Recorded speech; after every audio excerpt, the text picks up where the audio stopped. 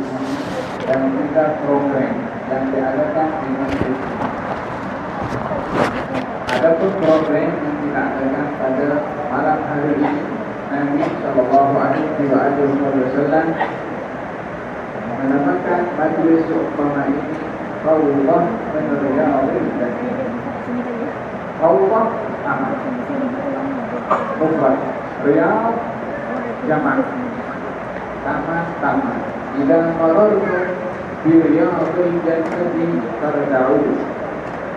Kalau kamu melintasi taman-taman surga, maka hendaklah kamu menghampiri dan mengambil sesuatu. Kalau singgah di kebun, kita mesti mengambil sesuatu daripada kebun. Bukan hanya singgah, tapi mengambil. Itu arti berkali. Singgah dan ambil. Qalu wa ma riyadul jannah ya Rasulullah. Apakah itu taman surga wahai Rasulullah? Kata Nabi, apakah itu? Yakni orang yang dulu berharapah berpikir atau orang dulu berharapah mencari ilmu, karena sebaik-baik pikir adalah mencari ilmu. Pikir itu tidak terhenti pada tasbih, tahmid dan takbir. Itu pikir, salawat pikir, baca Quran pikir, mencari ilmu juga pikir. Oleh sebab itu, ulama di dalam Al-Quran Allah namakan ahli pikir. Tas'alu ahlan pikri untuk datang. Bertanyalah kepada ahli pikir, ulama. Pikir salah satu maknanya adalah ilmu. Maka kata baginda Rasulullah, kalau kamu melintasi taman-taman surga, maka adalah kamu menghampiri, yaitu apakah taman surga? Alam ilmu atau majelis ilmu. Maka Nabi namakan Riyadhul Jannah dan marartum bi Riyadhil Jannah. Kalau kamu melintasi taman-taman surga, masjid ini juga dinamakan Masjid Al-Rawdah, yaitu masjid yang diartikan taman atau rumah. Maka kita terhitung dua. Namanya masjid ini Masjid Rawdah, program itu juga program Rawdah. Mudah-mudahan Allah Subhanahu wa Ta'ala yang mengumpulkan kita di Masjid Rawdah dalam acara Rawdah dihimpunkan oleh Allah Subhanahu wa Ta'ala di Rawdah yang sebenar, yaitu surga Allah Subhanahu wa Ta'ala, dan juga mudah-mudahan diberi peluang oleh Allah untuk masuk ke Rawdah yang ada di sini ini juga. Salah satunya adalah di Masjid Nabi Sallallahu Alaihi Wasallam. Saya bersabda dalam ibarat dan rumah aku bahagian daripada taman-taman surga. Mudah-mudahan Allah Subhanahu wa Ta'ala menjadikan doa kita insyaallah. Dan insyaallah terima kasih kepada semua yang berusaha khususnya dari ini dan mudah-mudahan dan jalankan program pada malam hari ini dan terbaik mereka di Allah Subhanahu wa Ta'ala.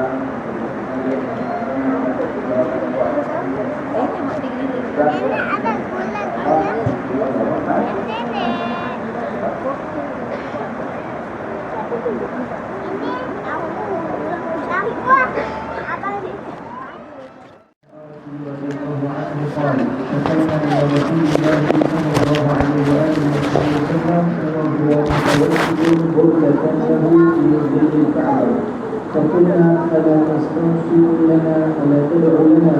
فقال قد كان من قبلكم يؤخذ الرجل فيحفر له في الأرض ويجعل فيها، ثم يؤتى بالمنشار فيوضع على رأسه ويجعل مسحين، وينشق بأنشاق الحديد ما دون لحمه وعظمه ما يصدر ذلك عن دينه. والله ليتمن الله هذا الأمر حتى يسير الراكب من صنعاء إلى حضرموت لا يخاف إلا الله والذئب على غنمه ولكنكم تستعجلون. رواه البخاري. وفي رواية وهو متوسم بركة وقد لقينا من المشركين شركا. dari Abu Abdullah dari Khabbab bin Harith radhiyallahu anhu telah berkata, kami mengadu kepada Rasulullah sallallahu alaihi wasallam dan ketika itu beliau meletakkan pakaian bordahnya di bawah kepalanya sebagai bantal dan dia berada di bawah Kaabah. Kami berkata, mengapa Tuhan tidak mohon pertolongan kepada Allah untuk kami sehingga kami menang? Mengapa Tuhan tidak berdoa sedemikian untuk kami? Lalu beliau bersabda, pernah terjadi terhadap orang-orang sebelummu, yakni zaman Nabi yang lalu, yaitu ada orang yang mengambil berkas oleh musuhnya kerana dia beriman, kemudian dijadikanlah tanah untuknya dan ia diletakkan di dalam tanah tadi. Selanjutnya didatangkan sebuah gergaji lalu diletakkan di atas kepalanya. Seterusnya kepala itu dibelah menjadi dua. Selain itu ia pun disisir dengan sisir yang terbuat dari besi yang ditusukkan di bawah daging dan tulangnya. Semua siksaan itu tidak memalingkan dia dari agamanya, yakni dia tetap beriman kepada Allah. Demi Allah, nescaya Allah akan mempergunakan perkara ini, yakni agama Islam, sehingga seorang yang berkenderaan yang pergi dari Sana'a ke Hadramaut tidak ada satu pun yang ditakuti melainkan Allah, atau takut kepada segala terhadap dunia, sebab takut sedemikian menurut sahaja, tetapi kalau itu tidak bercepat-cepat sengaja. Dalam riwayat lain diterangkan, beliau pada saat itu sedang berbantai, bordahnya padahal kami telah memperoleh kesukaran yang amat sangat dari kaum musyrikin.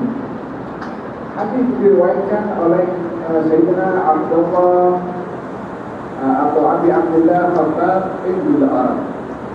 Khabbab bin Al-Arad adalah salah seorang sahabat Nabi sallallahu alaihi wasallam yang beriman kepada Rasulullah pada tahun pertama dan Nabi mengisytiharkan dakwahnya di kota Mekah.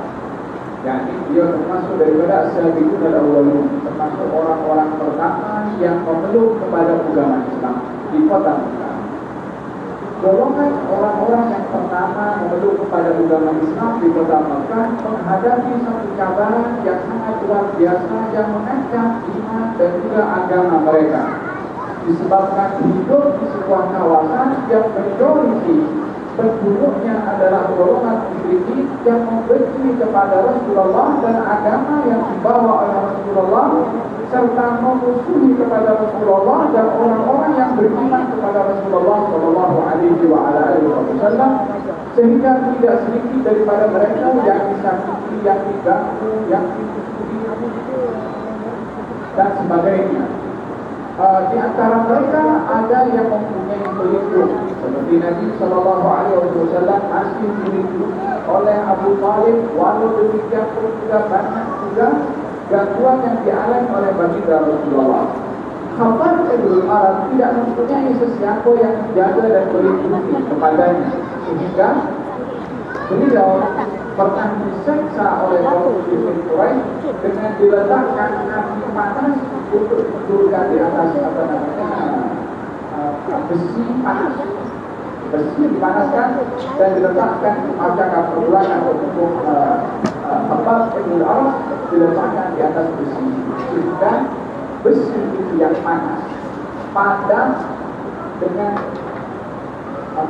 dihantisnya daging Khabbab bin Al-Arad yang mengenai kepada besi. Sehingga ketika ditanya oleh Sayyidina Umar bin Khattab, bagaimana wahai Khabbab dahulu ketika pengalaman beliau ketika berada di Mekah dan turut pada agama Islam. Khabbab sebelum menjawab meminta baju. Hukumnya itu belakangnya ditunjukkan kepada Sayyidina Umar. Karena Pak ini didapat di keadaan yang kata Sayyidina Umar tak pernah tengok keadaan badan seseorang dengan ada bekas daripada api panas atau besi panas yang mengenai kepada badan Khabbab bin Al-Arad, yakni orang yang diseksa memperjuangkan karena beriman kepada Allah Subhanahu wa taala. Beliau adalah perawi hadis yaitu Khabbab bin Al-Arad. Sekali ketika mendengar kepada Nabi sallallahu alaihi wasallam, beliau mendengarkan hadis Nabi katanya beliau mengatakan, aku melihat cahaya kebenaran keluar daripada setiap kalimat yang keluar daripada lisan Rasulullah SAW, yang menyebabkan beliau sampaikan dan peluk pada agama Islam setelah mendengar percakapan Nabi Sallallahu Alaihi Wasallam. Percakapannya kata Khabbab Ibn Arad, yakni mengeluarkan kebenaran pada setiap sudutnya, pada setiap kalimatnya. Kalau Khabbab Ibn Arad melihat kebenaran pada setiap lafaz yang keluar daripada lisan Rasulullah secara langsung melalui pendengaran, maka umat ini pun juga masih mempunyai peluang untuk mendengarkan percakapan Rasulullah melalui hadisnya, melalui kitab para ulama yang mengumpulkan hadis-hadis Nabi Sallallahu Alaihi Wasallam, yang menyebabkan Khabbab Ibn Arad memeluk kepada agama Islam setelah mendengar percakapan Rasulullah mendapatkan hidayah. Kita juga bisa membaca hadis ini walaupun tidak mendengar langsung daripada lisan Nabi, tapi kita mendengar daripada tulisan yang dihimpunkan oleh para ulama tentang hadis Nabi. Carilah hidayah melalui hadis Nabi, seperti mana Khabbab Ibn Arad mendapatkan hidayah melalui lafaz yang keluar daripada lisan suci Nabi Muhammad Sallallahu Alaihi Wasallam. Khabbab Ibn Arad pekerjaannya membuat pedang. Pekerjaannya membuat pedang dan menjual pedang.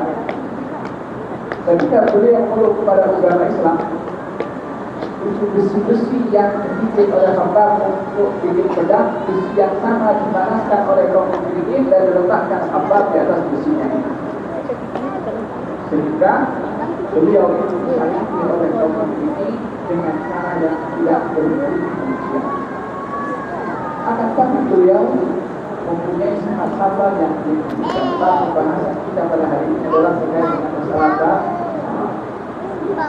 Khabbab Ibn Arad adalah yang menjadi sebab kepada Islamnya Sayyidina Umar Ibn Khattab radhiyallahu anhu.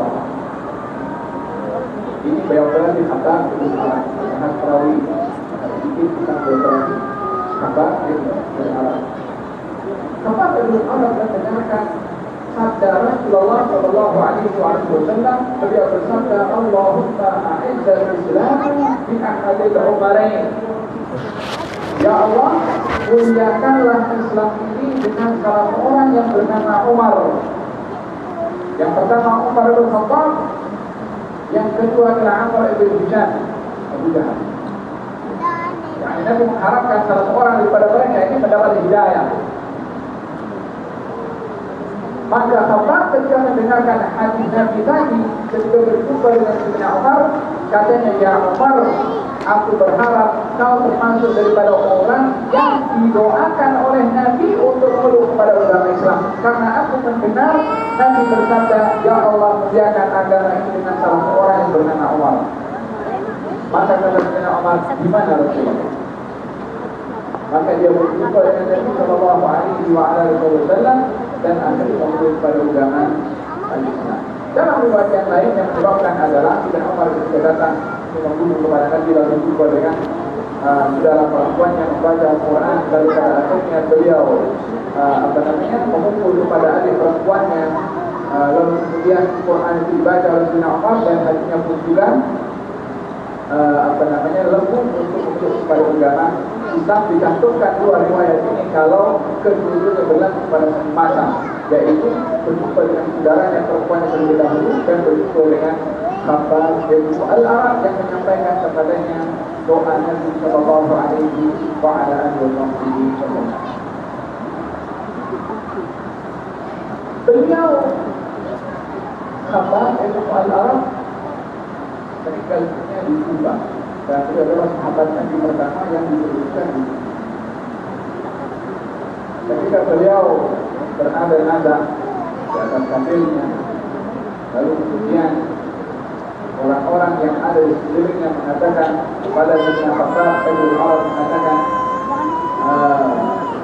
cukup kamu ini berbuah dan beruntung, wahai Khabbab, sebabkan kamu esok akan berjumpa dengan saudara-saudara kamu yang mendahului kamu.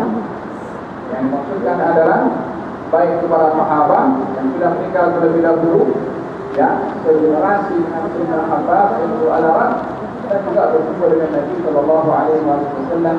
Maka Khabbab menuliskan air mata lebih lagi daripada sebelumnya.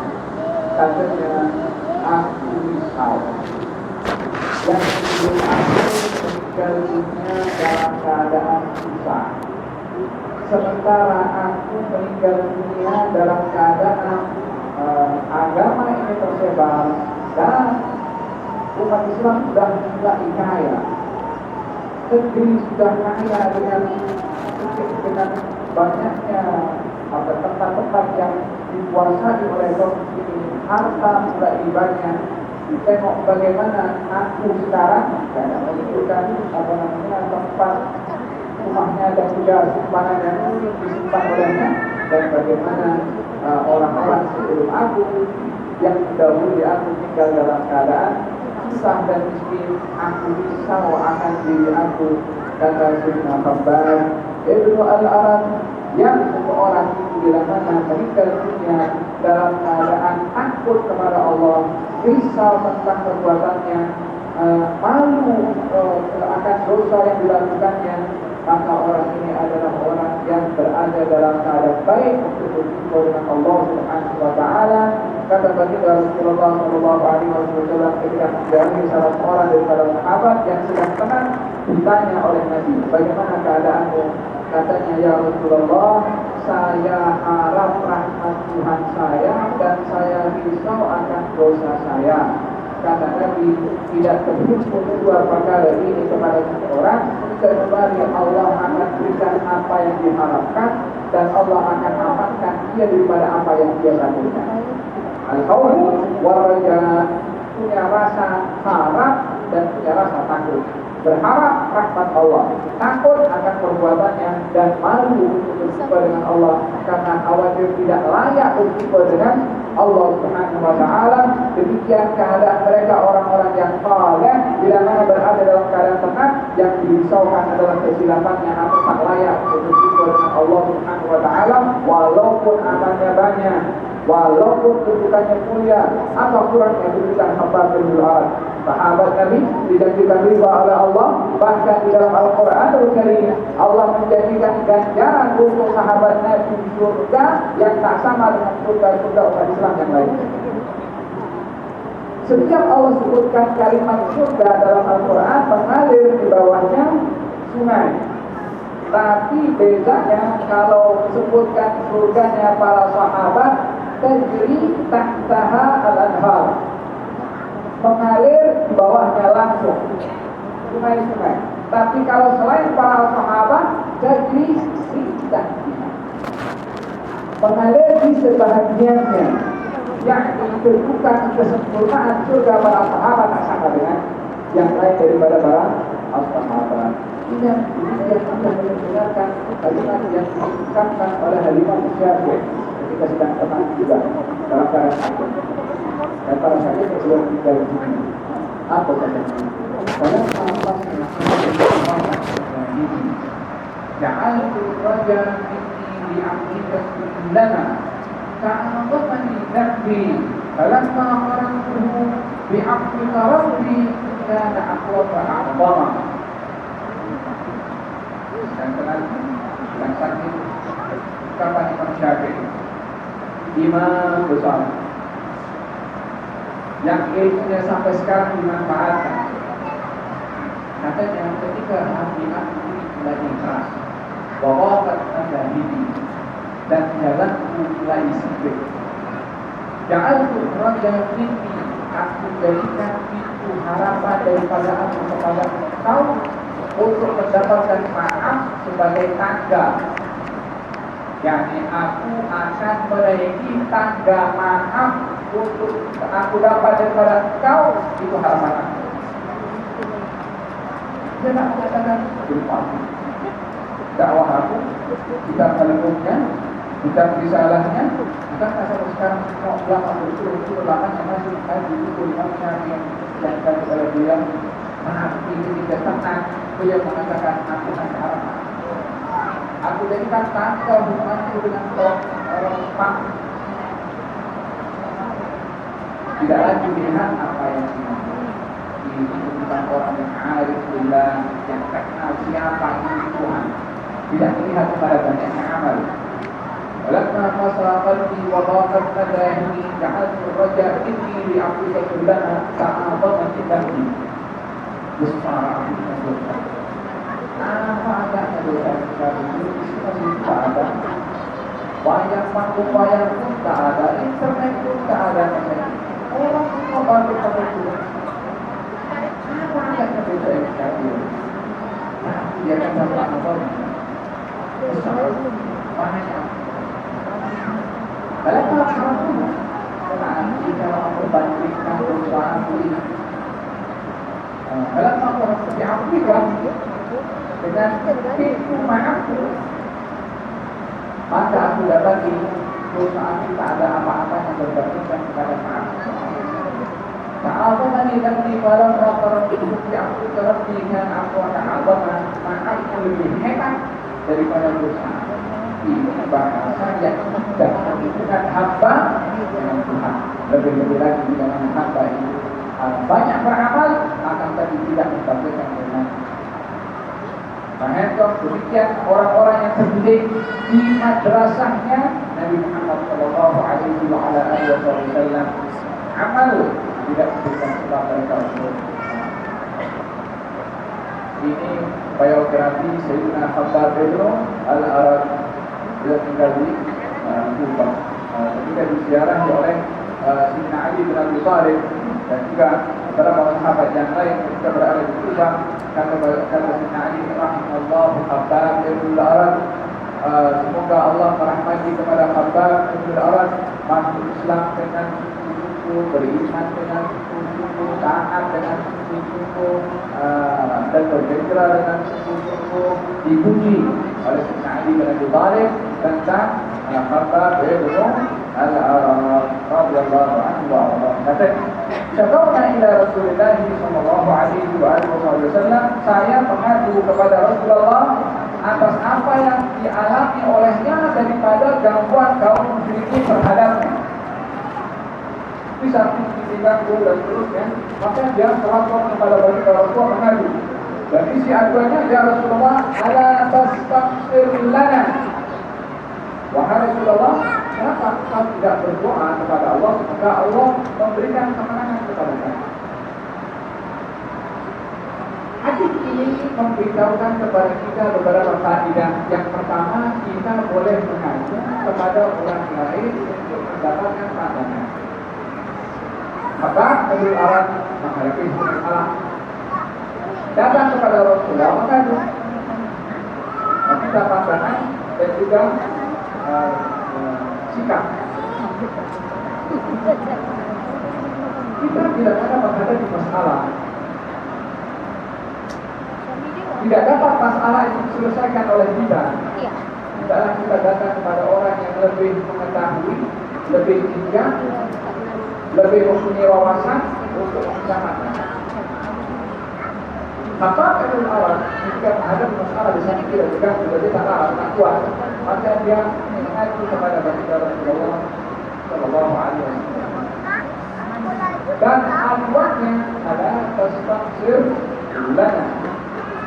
Ya Allah, wahai Rasulullah, tidakkah engkau berdoa kepada Allah supaya Allah turunkan yang daripada gangguan orang-orang musyrikin Quraisy. Saya katakan tadi kita menghadapi kabar yang luar biasa, termasuk daripada sahabat-sahabat Nabi yang lain. Maka ketika Nabi didatangi oleh Khabbab dan Khabbab melaporkan demikian kepada baginda Rasulullah Sallallahu Alaihi Wasallam yang diminta oleh Khabbab pertolongan dari Allah Subhanahu Wa Taala kepada kaum muslimin. Maka Nabi Sallallahu Alaihi Wasallam yang sedang berbaring di atas bantal, di atas selendang yang memberikan alam, Nabi berbaring, Nabi bangkit dan mengatakan waktu itu Nabi berbaring di bawah duri atau bayangan Al-Ka'bah. Kemudian kata baginda Rasulullah ketika bangkit, sesungguhnya orang sebelum kamu, yakni umat sebelum umat Nabi Shallallahu Alaihi Wasallam yang beriman kepada Nabi yang diutus oleh Allah Subhanahu Wa Taala kepada mereka, mereka itu diganggu dan disakiti di dalam membela dan mempertahankan iman dengan digali satu galian yang dimasukkan orang itu di dalam galian tersebut dan ditutup dengan tanah sehingga tak boleh bergerak tangannya, disisakan kepalanya, kemudian diletakkan ke dalam. Kalau dia diikat, dia mungkin bisa boleh berontak, tapi ini dimasukkan dengan tak boleh bergerak. Kita tak boleh nak bayangkan kaki yang kanan masukkan dalam galian, cukup angkat sampai kepada lehernya, kemudian tak boleh bergerak dan mengangkat berat kepala belah kedua. Kata Rasulullah, mereka tidak keluar daripada agama yang tidak berjangka, karena yang mempunyai ketabahan yang luar biasa. Kalau kita bahas kita melihat bahwasanya Abbas itu Arab ketika meminta kepada Nabi Shallallahu Alaihi Wasallam supaya berdoa dan agar Allah berikan kemenangan, Nabi mengajarkan satu sikap yang berdoa dan kepada sikap orang ketika berhadapan dengan satu keadaan yang genting yang tak selalunya mengelak daripada keadaan itu boleh bernyawa. Tak selalunya orang berhadapan dengan masalah, jalan yang terbaik adalah masalah diangkat oleh Allah. Tidak. Terkadang masalah kepada semua orang juga membawa kebaikan kepada orang yang menghadapi masalah itu, supaya semua orang itu bila mana berhadapan dengan berbagai macam cobaan yang diyakini olehnya berbagai macam jalan keluar, dan tidak hanya memahami jalan keluar terhadap permasalahan satu saja. Tidak, di situ ada jalan keluar lebih daripada satu. Walaupun tanggung masalah, walaupun tanggung musibah, walaupun disakiti, terkadang itu bahagian daripada kebaikan yang baik bagi kita, yang tidak didapat kebaikannya kalau masalah itu tak kena kepada kita. Masalah yang kalau dielakkan oleh Allah Subhanahu Wa Taala belum tentu lebih baik daripada masalah yang kita hadapi dengan ridha dan kita sabar. Oleh sebab itu, bila mana kita berhadapan dengan masalah, memang kita digalakkan oleh Allah Subhanahu Wa Taala, oleh Nabi Shallallahu Alaihi Wasallam untuk tidak terkena musibah. Siapa di antara kita yang mau kena barangkali? Tak seorang pun dari kita yang mau kena juga dengan musibah. Kita pun tak mau. Tetapi ditolak bala bukan menjadi satu-satunya jalan keluar kepada seseorang untuk dapat kebaikan. Terkadang menghadapi bala, menghadapi musibah itu juga bahagian daripada kebaikan. Kalau semua bala ditolak oleh Allah kepada seseorang, bila dia dapat membilang sabar. Kalau orang itu tak ada beban, musibah tak ada, sakit tak ada, mana saja, bila dia akan rasa sabar, bila dia nak dapat membilang sabar. Kalau tidak juga dengan yang sabar, tidak di sini. Nabi Sallallahu Alaihi Wasallam ketika didapatnya oleh Hamzah mengatakan, ya Rasulullah, tolong doa kepada Allah supaya Allah tolong kepada kita. Maksudnya apa? Kasih kita menang. Tolak ini gangguan orang-orang ini. Bukankah kita berdoa supaya tidak diganggu oleh orang perkara yang baik? Kita tetap diganggu oleh orang. Tetapi adakah satu-satunya kebaikan kita tidak diganggu? Dan kadang-kadang kebaikan yang lebih baik daripada kita diganggu kalau kita diganggu. Tapi jangan minta kalau kita tak kuat itu susah. Jangan minta kepada Allah Subhanahu Wa Taala diganggu oleh orang lain. Minta Allah. Tapi kalau kita akan juga dengan gangguan kita akan berada. saya katakan berhadapan dengan masalah itu caranya lebih daripada satu. Salah satunya kita supaya dijawabkan kepada masalah. Salah satu juga sabar ketika berhadapan dengan masalah, itu juga bahagian daripada perkara yang baik ketika berhadapan dengan Khabar Ibnu Arab ketika minta kepada Nabi agar supaya dijauhkan daripada masalah, Nabi justru mengajar kepada Khabar sabar menghadap masalah. Selain daripada minta untuk ditolak bala atau masalah, dan mengajarkan cara yang baik sabar menghadapi. Nah, melihat di dalam ayat dalam hadis ini, baginda Rasulullah SAW mengajarkan kepada sahabat agar supaya bersabar menghadapi masalah dengan perumpamaan. Sebelum kamu mendapat golongan yang diseksa sampai dimasukkan dalam tangan, kecuali kepalanya sahaja, lalu digeragi atau digunakan aksyat, sikat yang terbuat daripada besi dan kalau digunakan dengan sikat tersebut. Mereka tidak keluar daripada azab.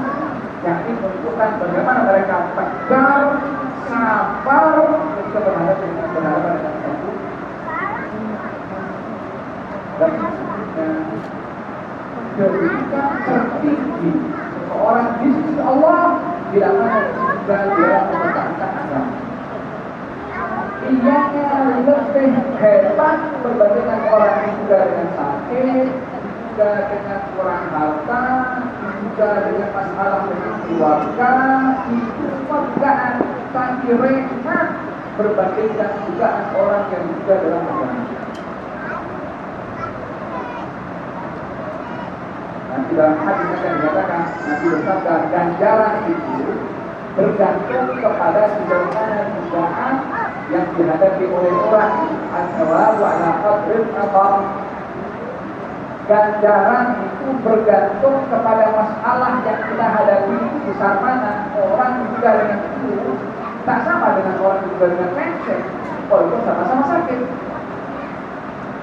Yang diduga dengan dugaan yang berat, ganjarannya lebih berat. Yang diduga di dalam hal agama adalah jauh lebih besar ganjarannya di sisi Allah berbandingkan dugaan yang lain. Banyak itu, tetapi tetap kita tak boleh meminta dugaan. Jangan dalam pikiran kita diracuni satu pemikiran kalau orang juga ini adalah orang yang dibelajar dari Allah, aku kita juga Allah Taala. Ketika kita dikatakan, la tatamannau liqa'al adu. Jangan kamu sekali-kali minta kepada Allah untuk berjumpa dengan musuh yang juga dalam peperangan. Jihad fisabilillah. Was'alullah al-afiyah. Tapi mintalah kamu kepada Allah al-afiyah, yakni minta perlindungan daripada Allah Subhanahu wa taala, daripada segala musibah, daripada segala bala, daripada segala apa-apa dugaan. Tapi kalau juga baru minta sabar kepada Allah Subhanahu wa taala. Minta sabar silahkan, tapi jangan minta juga untuk bersabar.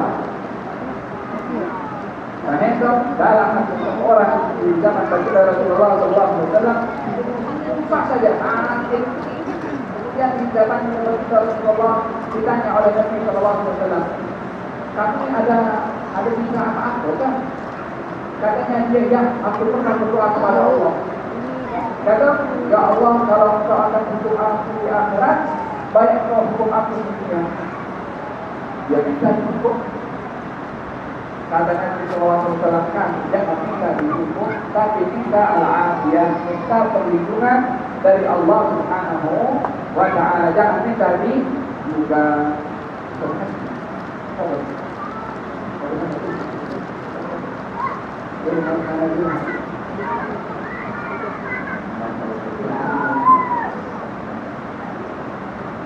Tidak pernah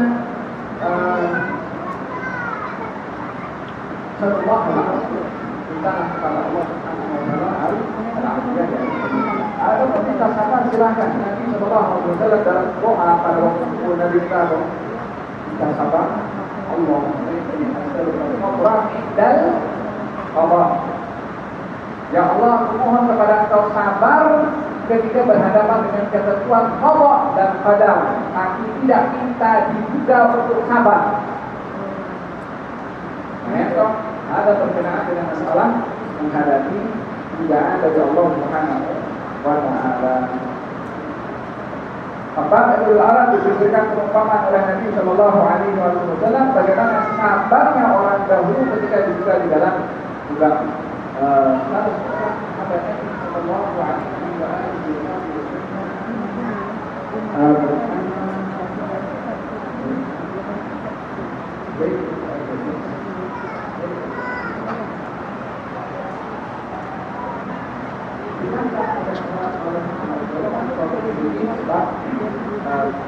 beliau salah seorang pembesar dalam perang Badar. Sudah ditangkap, sudah diikat.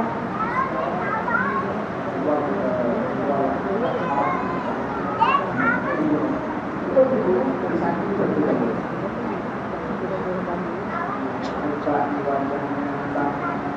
Dan sampai mereka tidak puas hati untuk balas dendam, tapi dia bertanya kepadanya, katanya, Allah ya baik, aku ambil itu dan tumpah demi Allah wahai baik. Mahukah kamu yang aman dan engkau aman lepas sehat di tengah-tengah keluarga kamu? Ini juga dengan jugaan fisikal dan juga dengan jugaan perasaan. Contohnya dia lebih cinta kepada berbandingkan cinta kepada diri sendiri. Apa kata? Aku balik ke rumah, aman dan selamat. Aku gantikan tempatku dengan kata saya yang sudah perbuatan mereka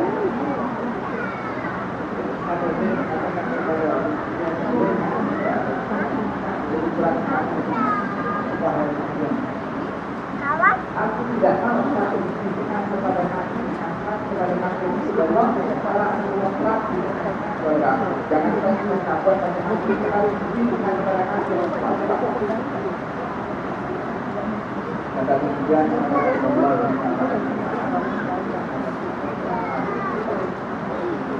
tapi Allah aku tak pernah lihat orang baik dan orang baik bagaimana sahabat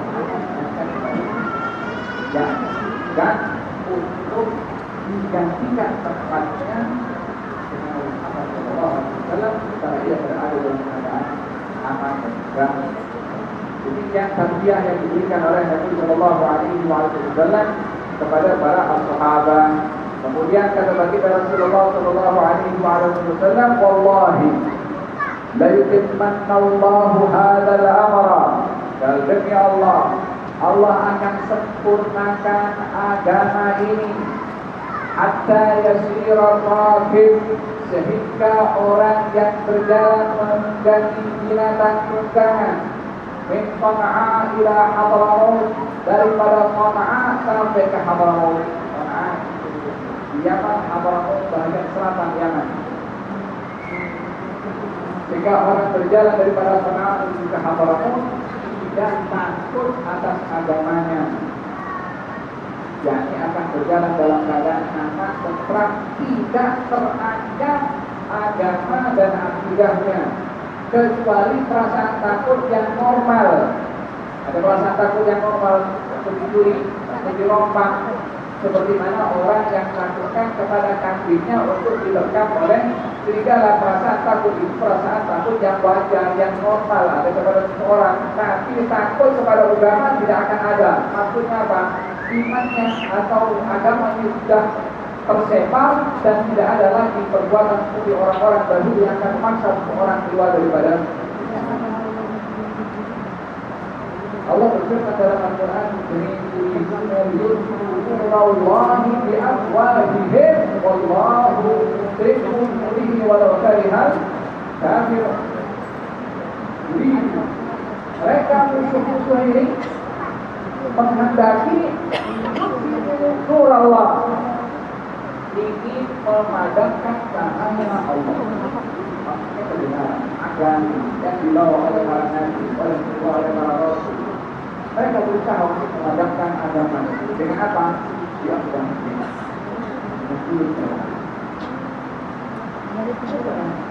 kalau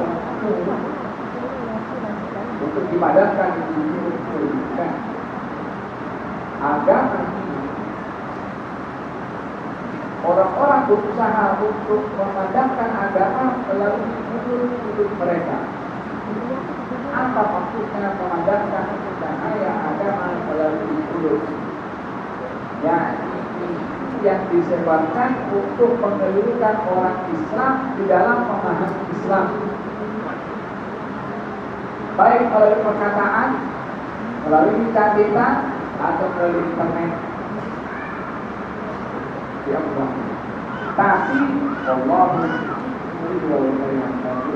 Allah tetap akan menunjukkan agama ini sebagai orang yang akan tersebarnya agama zahirnya. Seperti dalam Rasulullah SAW dari pada safar dan disambut oleh kaum. Didapati sebenarnya dengan hafid dan dengan kepada juga begitu. Dan dibersihkan oleh kaum tersambut, kaum menangis. Kata sebagai dalam Rasulullah SAW menangis wahai ibu. Kata bagi dalam kata sebab yang mengatakan hasil engkau begini yang daripada safar jauh hafid teguh. Kata bagi Rasulullah, kau jangan risau, kau jangan takut, dan kau jangan menangis. Punya Tuhanmu akan turun kepada ayatmu.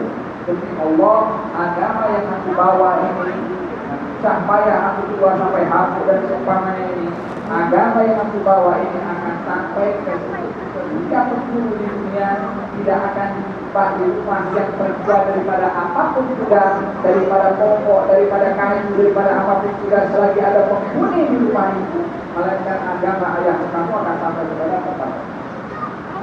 Jaminan daripada Nabi Sallallahu Alaihi Wasallam, agama pasti akan tersebar. Orang berusaha untuk menghalangnya atau tidak, orang Islam tunduk kepada agamanya atau tidak, agama pasti akan tersebar. Hanya rugi orang yang tidak mau mengambil peluang di dalam menyebarkan dengan cara yang digariskan oleh Nabi Sallallahu Alaihi Wasallam. Hatta yasira rafiqu sana ila hadratin la yaqulu illallah wa tiba ala rani, sehingga berjalan seorang daripada sana ke hadramu tidak punya rasa takut kecuali kepada Allah Subhanahu wa taala, dan ketakutan yang normal seperti ketakutan seorang kepada jalan yang ada makan. Kafirnya walakin nakum tastakbirun.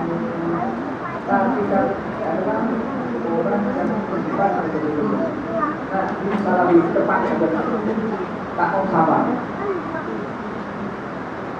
Walakin nakum tastakbirun. Akan tapi kamu apa yang kita lihat di zaman sekarang berbagai usaha di dalam memburukkan Islam, baik secara langsung daripada target tersebut ataupun daripada perbuatan orang Islam sendiri yang memburukkan Islam, akan berjalan dan akan berakhir dan tetap Islam. Keindahannya akan nampak dengan adanya orang yang tolong ataupun adanya orang yang nak tolongkan kepada orang lain. Jadi Allah Subhanahu wa taala, Allah Allah tidak akan menghukumi dunia. Tapi yang menjadi soal adalah bukan tersebarnya Islam karena Islam dijanjikan. Apa peranan kita di dalam menunjukkan indahnya Islam?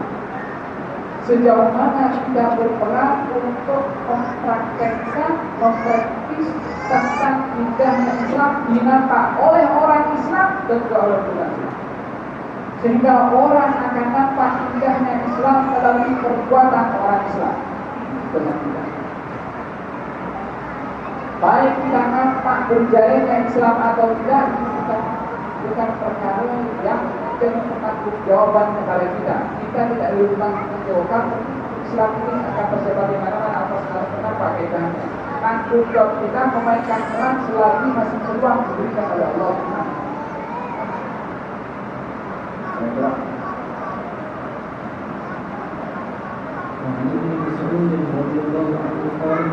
لما كان يوم هنين ألا ترى رسول الله صلى الله عليه وآله وسلم ناسا في قسمة فأعطى الأقرع بن حارس 100 من الإبل وأعطى إلينا بن حسن مثل ذلك وأعطى أناسا من أشراف العرب وآثارهم يومئذ في قسمة فقال رجل والله إن هذه قسمة ما عمل فيها وما أريد فيها وجه الله فقلت والله لأخبرن رسول الله صلى الله عليه وآله وسلم فأتيته فأخبرته بما قال فتغير وجهه حتى كان كالسر ثم قال فمن يعدل إذا لم يعدل الله هو رسوله ثم قال يرحم الله موسى قد أوتي بأكثر من هذا فصبر فقلت لا جرم لا أرفع إليه بعدها حديثا وقوله السر هو بكسر الصاد المؤمنة وهو سر dan Ibnu Mas'ud radhiyallahu anhu katanya ketika hari keberapa Hunain Rasulullah sallallahu alaihi wasallam melebihkan mengutamakan beberapa orang pada pemberian bahagian harta rampasan. Lalu dia memberikan Al-Aqra' bin Habis 100 ekor unta dan memberikan Uyainah bin Husain seperti itu pula 100 ekor unta juga memberikan mereka kepada orang-orang bangsawan Arab dan mengutamakan mereka dalam cara pembahagian tadi. Kemudian ada seorang yang berkata, demi Allah, pembahagian secara ini sama sekali tidak adil dan agaknya bukan hendak mencari keridhaan Allah. Saya berkata, demi Allah, hari ini saya akan memberitahu kepada Rasulullah sallallahu alaihi wasallam. Saya pun mendatanginya terus memberitahu tentang apa yang dikatakan orang tersebut. Maka berubahlah wajah Rasulullah SAW sehingga menjadi semacam kesumber merah telah padam kerana marah. Lalu dia bersabda, siapakah yang dapat dinamakan adil jika Allah dan Rasulnya dianggap tidak adil juga? Selanjutnya beliau bersabda, Allah merahmati Nabi Musa. Dia telah disakiti dengan cara yang lebih dahsyat dari ini, tetapi dia tetap sabar. Saya sendiri berkata, saya tidak akan memberitahu atau mengadu sesuatu perbicaraan pun kepada beliau selepas peristiwa ini. Sabda Nabi SAW tersif dengan pasrahnya sal muhmalah berkini bersumber merah. Nah, hadis ini mempunyai keserupaan dengan satu hadis yang lain yang kesannya menyerupai hadis ini. Ya, ulama berbeda pandangan adakah kisah itu satu kejadian atau dua kejadian yang berbeda. Dalam hadis yang lain, Nabi tidak menghadirkan antara orang tua datang seorang yang mengaku berwajib yang dikenali dengan golongan orang-orang awal. Katakan kepada Rasulullah Sallallahu Alaihi Wasallam masa dimenarikan harta dan kesangka, katakan dulu. Adakah kamu dalam menghadirkan harta ini sesungguhnya ini cara pengambilan tidak adil, tidak dikehendaki oleh Allah Subhanahu tidak adil. Maka bagaimana? Kalau aku tidak adil, siapa yang menjadi adil? Allah percayakan kepada aku tentang wahyu langit. Bahkan kau tak percaya kepada keturunan dunia. Maka orang itu tinggalkan hati Allah berkenan dan tidak berkenan. Kata Surah Umar mengatakan, ya Rasulullah, menjadikan saya maksa kepada Allah. Kata bagi Rasulullah, nanti orang akan kata akan keluar daripada diri orang ini. Golongan yang pada baca Quran,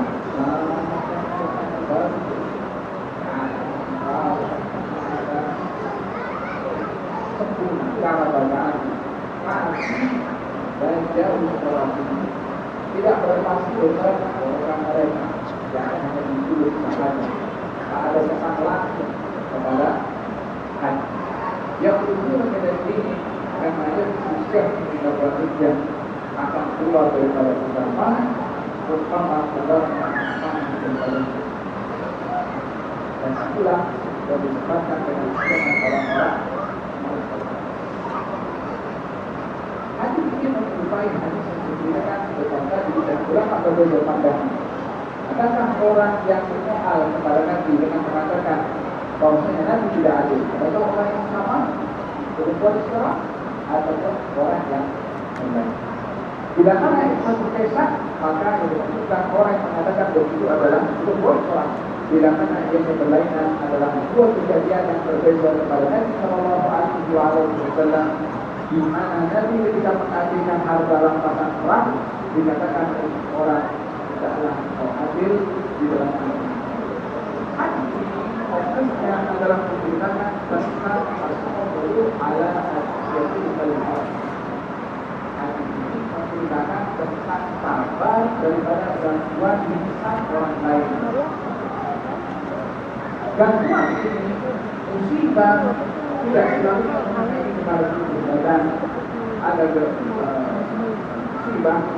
yang mempunyai kesabaran. Tidak karena di antaranya tidak musibah ini kepada tubuh badan sakit.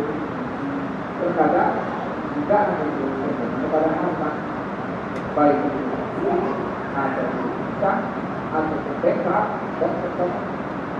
Terkadang juga melalui permasalahan keluarga atau ada orang-orang yang disayang gantinya, dan itu ada juga yang pasangan orang melalui orang yang hadis ini menceritakan tentang orang mesti bersabar daripada gangguan orang lain melalui lisan, dan perlu disadari bahwasanya hadis ini dikhaskan pembahasannya tentang sabar daripada bahaya lisan. Artinya lisan ini bila mana mengeluarkan kata-kata yang menyakiti perasaan orang lain, ini lisan hanya keluar kalimat yang tidak ada senjata langsung yang kena kepada tubuh badan orang yang dikata, yang dimaki. Nanti bahasa ini kalimat ini kalau buruk, kalau ia maksiat menyakiti perasaan orang lebih daripada sakitnya kena pisau atau kena pedang. Oleh sebab itu dikatakan ini lisan ahad bin Zaid. Jadi lisan lebih panjang daripada pedang. Orang kalau kena pedang, kena pisau, kena kulitnya, lama-lama dia berubah. Katanya kembali lagi ubah kembali kemana-mana. Kalau berarti hanya jangan ada lagi luka.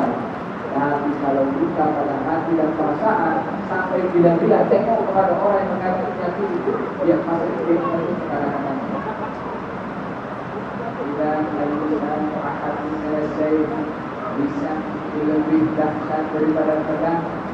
احفظ لسانك أيها الإنسان لا يبلغنك التنبؤان كف المضابر من تدريب اللسان كان التنبؤ.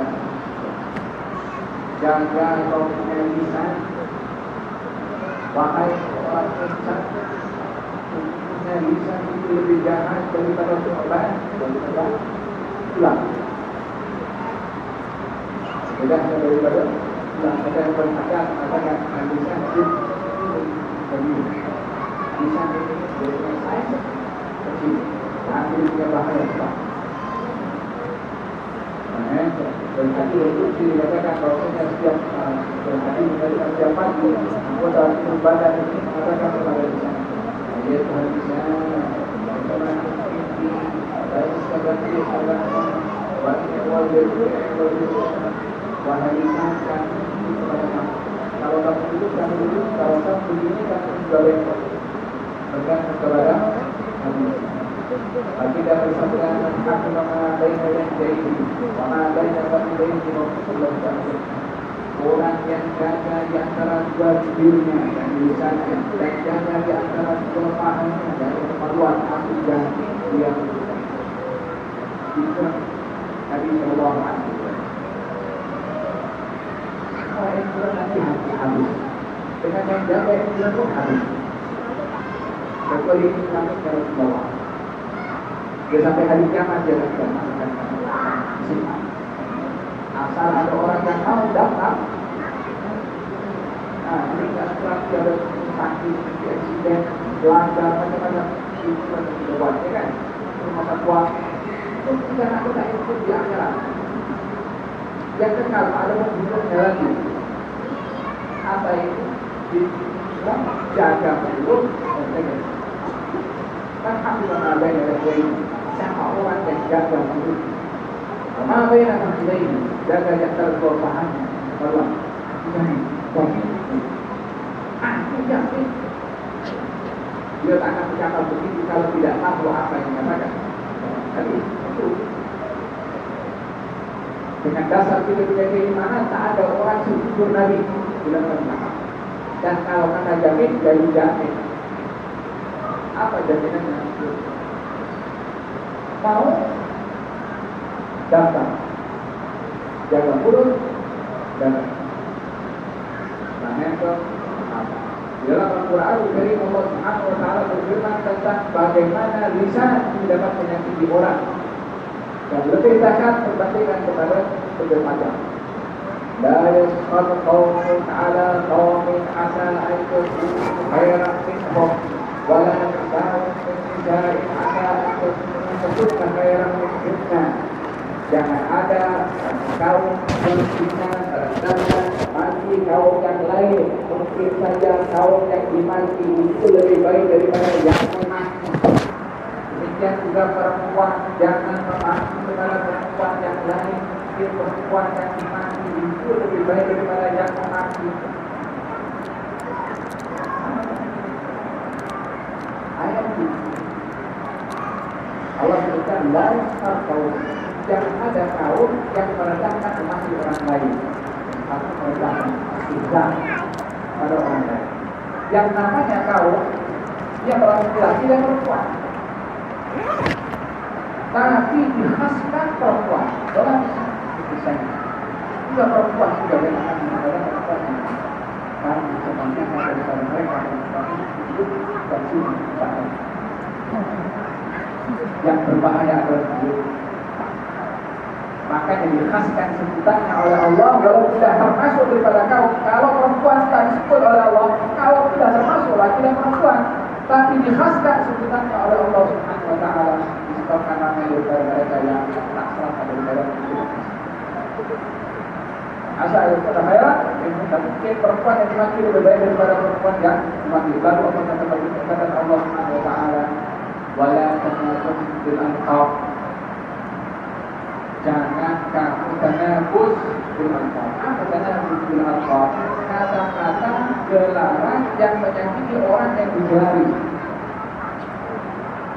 Tanabuz bil alqab bagi gelaran kepada orang, tapi gelaran itu bikin sakit hati orang yang digelari.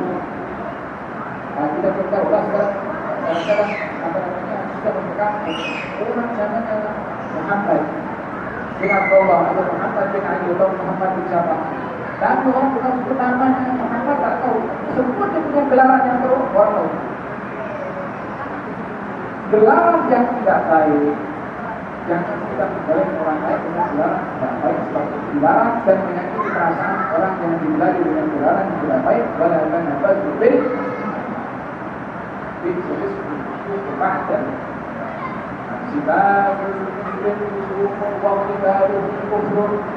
memaki orang Islam perbuatan orang fasik, memerangi orang Islam perbuatan orang kafir. Nah, itu ada berkenaan dengan bahaya lisan yang tidak mana mengeluarkan kata-kata menyakiti perasaan orang lain. Di sini diperintahkan untuk orang menjaga lisannya daripada menyakiti orang lain, dan pada masa yang sama orang yang disakiti dengan lisan orang lain kena bersabar. Hadis ini menceritakan sabarnya seseorang menghadapi maksiat lisan orang lain. Kata dalam hadis ini diceritakan kepada Abdullah bin Mas'ud menceritakan tentang baginda Rasulullah ketika mengambilkan harta rampasan perang pada peperangan Hunain. Peperangan Hunain adalah peperangan yang terjadi pada tahun ke-8 daripada hijrahnya Nabi Shallallahu Alaihi Wasallam, dan tepatnya berlangsung pada bulan Syawal, tahun ke-8 bulan Syawal.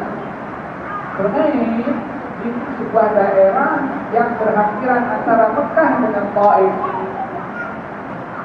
Ketika itu Nabi berperang melawan kepada Al-Wazir dan kumpulan yang besar.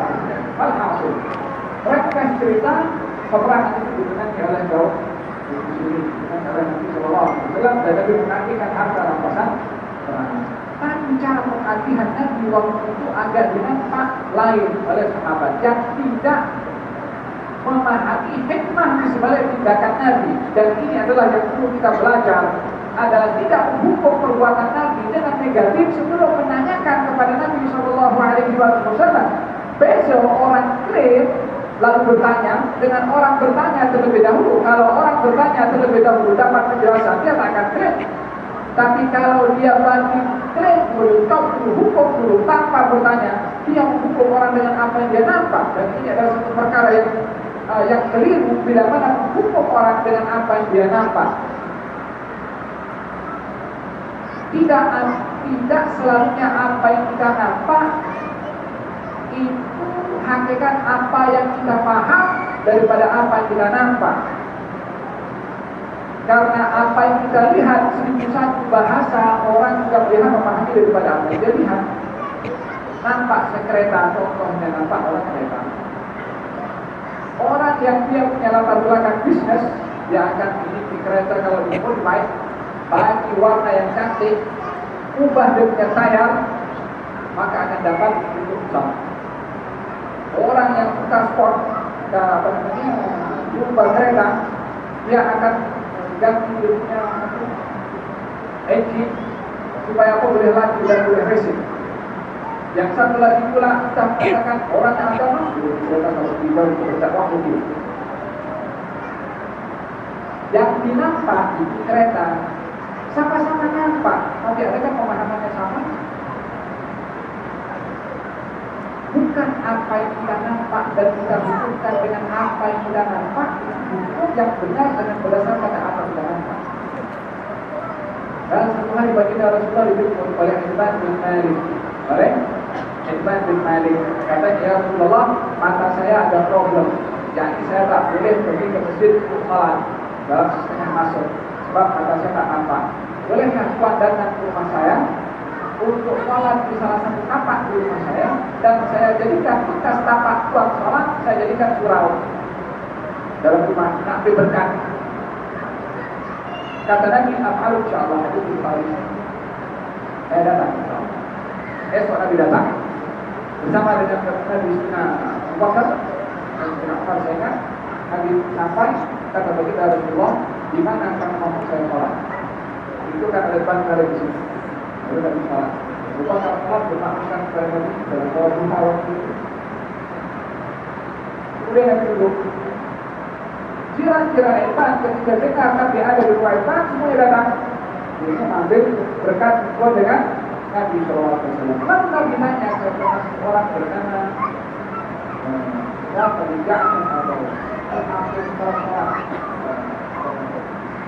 sahabat Nabi SAW.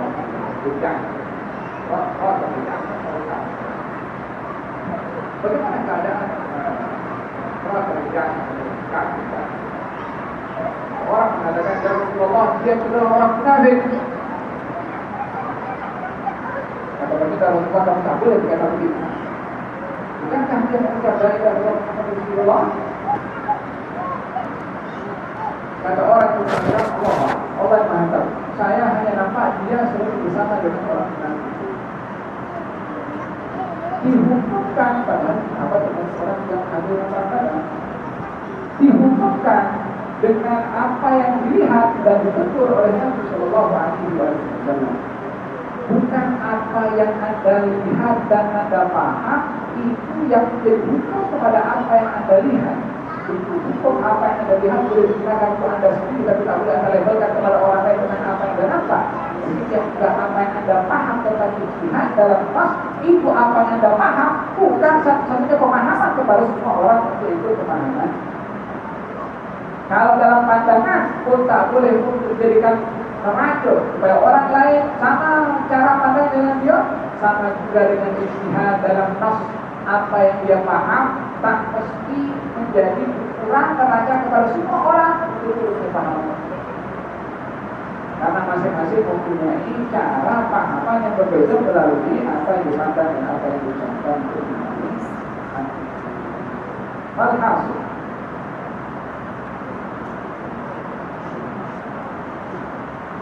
ketika baginda Rasul menagihkan harta rampasan perang, dinampak oleh sahabat ini tidak adil. Maka dia terus mengatakan kepada Nabi Shallallahu Alaihi Wasallam, mengatakan dua. Yani ketika Nabi menagihkan kepada siapa? Aqra bin Habis 100 onta, Uyainah bin Hisn 100 onta, dan memberikan kepada orang-orang pembesar-pembesar kabilah Arab dengan diberikan banyak pemberian. Kalau itu antara banyak yang didapat oleh Nabi Shallallahu Alaihi Wasallam. Maka setelah selesai, satu orang daripada mereka bercakap satu dengan yang lain dan didengar oleh Abdullah bin Mas'ud. Akhirnya ini karena keadilan lagi tidak adil.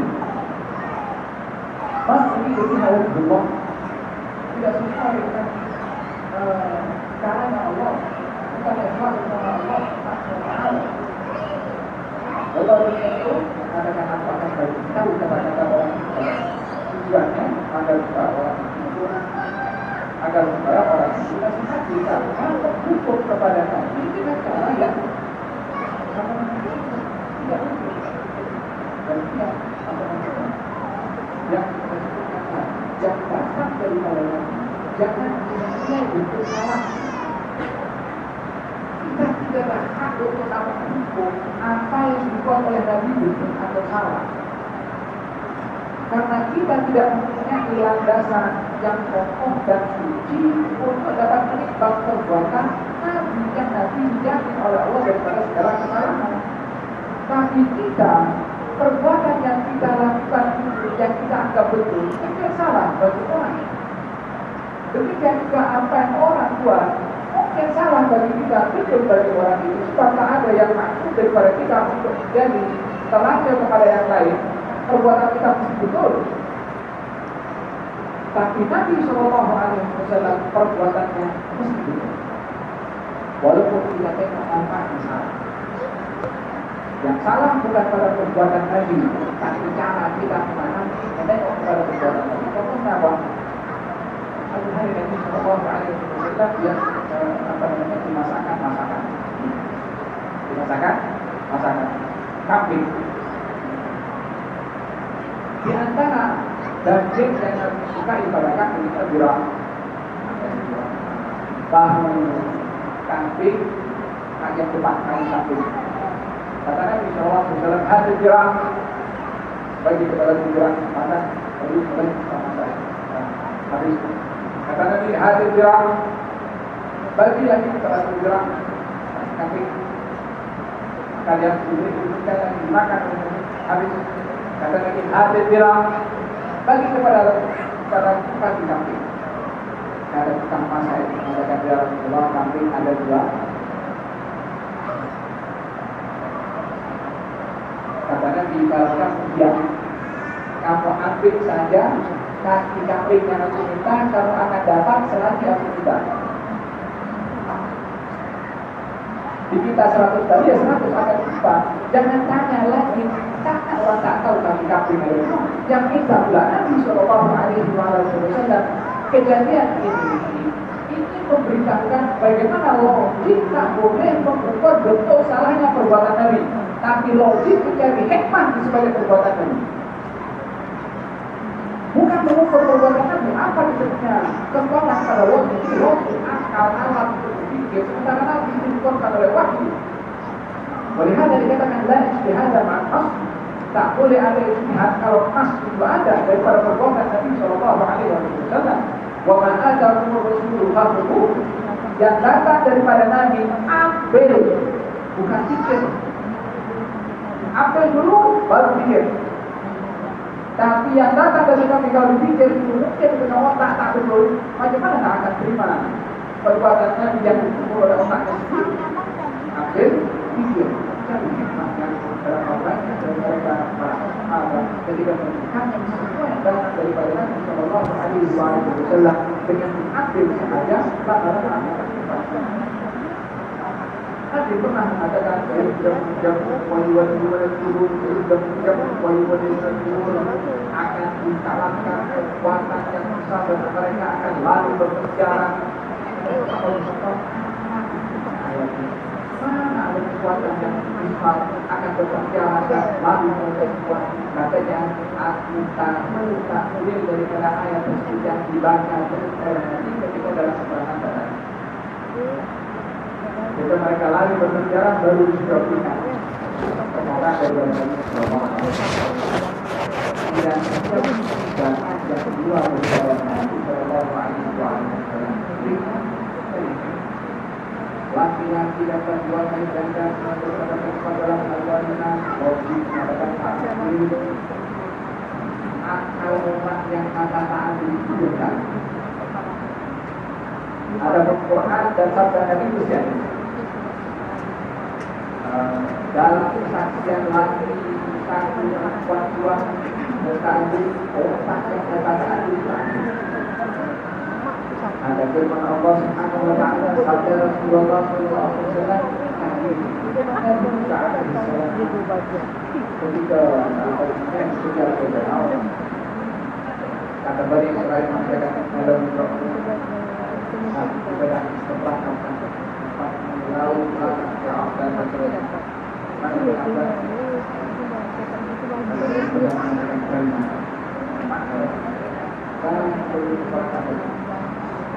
dengan saya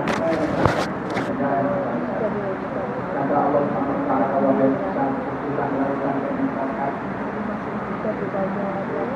dan berhadapan dengan keadaan yang begitu penting dan dimaksud oleh Allah meskipun laut dengan tongkat. Coba itu mungkin akal apa yang akan berlaku kepada air laut itu dengan tongkat. Dia berikan satu orang dan orang lain dan Tuhan. Nah, bila kita mengatakan itu yang bagian kejadian akan terjadi di particular terserah kepada itu. Ketika Bani Israil diperintahkan oleh Allah Subhanahu wa taala untuk sembelih lembu, kita tentang Allah berhadapan dengan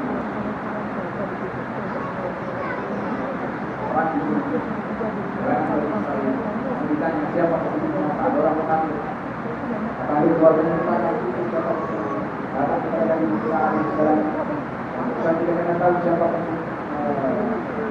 orang dalam kepada Allah Subhanahu wa taala sudah tentukan siapa bisa berdoa kepada Allah Subhanahu wa taala dan Allah beritahu supaya boleh kata mereka takkan kau nak bergurau dengan anak tak bergurau kompeti kepada aku menyikapi perintah Allah mereka yang datang kepada Nabi Musa kita ikut siapa sebetulnya kata Nabi Musa oke ambil lembu dan turun sebelahlah lembu kalau ada tentang hubungan hai Musa, adakah kau nak tanya kepada aku? Kita nak jadi pembunuh kau sudah lembu. Bukankah dia ukur perintah Allah dengan otaknya? Otak songsak dia akan tak ukur dalam diri. Maka kita dengar cara Allah dengan dan dia hidup ukur kepada Allah itu orang jadi macam apa? Dan mengingat tindakan yang datang kepada Allah. Ambil dan pikir yang lainnya mengatakan Rasulullah Imam Malik mengatakan semua pembicaraan orang siapa saja yukhad wa yurad boleh diambil, boleh ditolak dan boleh waktunya manfaatnya. Kata Rasulullah, kembali kalau mengajar berhasil dan manfaat Nabi. Semua pembicaraan terkadang boleh diambil, boleh ditolak. Ya, ini mungkin betul, mungkin salah. Kecuali waktunya manfaatnya yang tak pernah salah dalam jawabannya. Sebab wa yang ibu anil hawa in huwa illa wahyun. Kalau kita harus mengabaikan harta rampasan perang kepada seseorang lebih banyak orang tanpa tindakan ini tidak adil, maka misalnya dilakukan kepada kepada Nabi Sallallahu Alaihi Wasallam kata baginda Rasulullah sambil nampak pada wajah Nabi itu tanda kemarahan dan memerah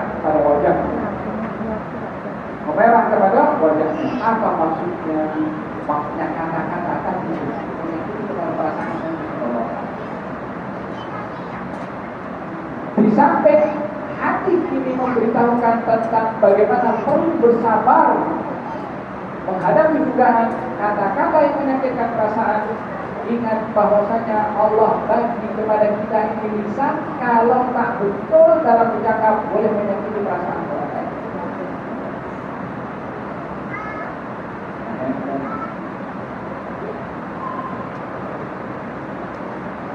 Maka kata Nabi Rasulullah SAW, kalau siapa lagi yang akan adil selain daripada Allah dan juga Rasul? Ya, yang aku buat tidak lain tidak bukan adalah arahan daripada Allah. Karena sebab itu dikatakan siapa yang lebih adil daripada Allah? Kata Nabi Rasulullah SAW, kita bersabda, semoga Allah merahmati Nabi Musa hidupmu dengan kata-kata lebih daripada ini akan kami Nabi Musa bersama. Nabi Musa diganggu oleh Bani Israel berbagai macam gangguan. Kata Bani Israel mengatakan Nabi Musa ini Adam ini punya penyakit di sekitar Allah. Sampai mereka Bani Israel tumpah kepada Nabi Musa.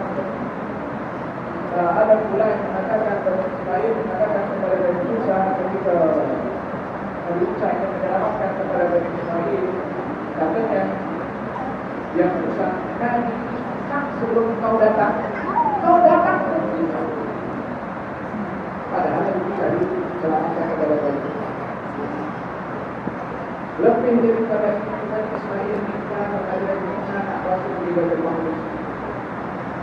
Kalau kita di Baitul Maqdis itu ada apa yang berbuat ini? Katakan orang-orang yang kuat di Baitul Maqdis minta itu.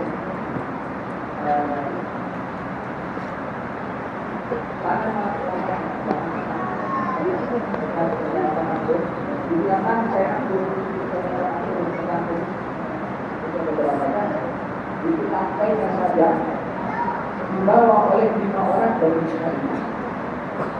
Sampai aku tak tahu aku bagaimana dengan kekuatan orang di bagaimana kita dan orang mengatakan aku tak boleh berasa dengan orang-orang katanya dia ada orang yang jauh mengajar Aisyah seperti tempat berubah kata-kata yang berbeda kepada Israel kepada saat ini Allah punya apa kepada kita kata Rasulullah yang juga mengatakan ini akan bersabar maksudnya untuk juga bersabar ketika disakiti oleh orang itu dengan kata-kata yang menunjukkan perasaan seperti nama dari juga bersabar oleh orang lain yang berkata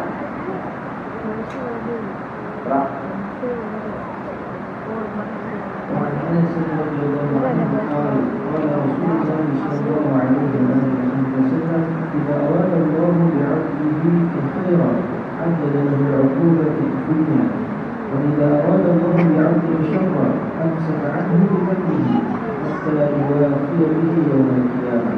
وقال النبي صلى الله عليه وسلم ان عظم الجزاء مع عظم البلاء وإن الله تعالى إذا أحب قوما ابتلاهم فمن رضي فله الرضا ومن سخط فله السخط.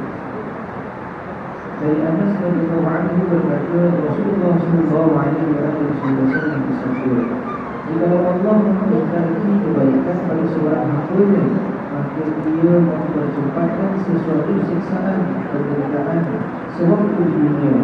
Tetapi jika Allah Subhanahu wa taala menghendaki keburukan kepada seorang hamba-Nya, maka boleh dibiarkan sahaja dengan dosanya sehingga nanti akan dipenuhkan malam siksaannya pada hari kiamat. Dan Nabi sallallahu alaihi wasallam bersabda dalam riwayat Anas radhiyallahu anhu, sesungguhnya besarnya sesuatu balasan apabila itu mendidik pada besarnya balak yang menimpa, dan sesungguhnya Allah itu apabila memintai sesuatu kaum maka mereka itu diberi cubaan. Oleh sebab itu, barang siapa yang rela menerima bala tadi, ia akan memperoleh keridaan dari Allah. Dan barang siapa yang gurih-gurihan mengomel-omel marah, maka ia akan memperoleh keridaan Allah pula. Diriwayatkan oleh Imam Tirmidzi dan beliau berkata bahawa ini adalah hadis hasan. Berbicara tentang salah satu perkara yang terkait dengan iman kepada Allah Taala, yang merupakan salah satu daripada hukum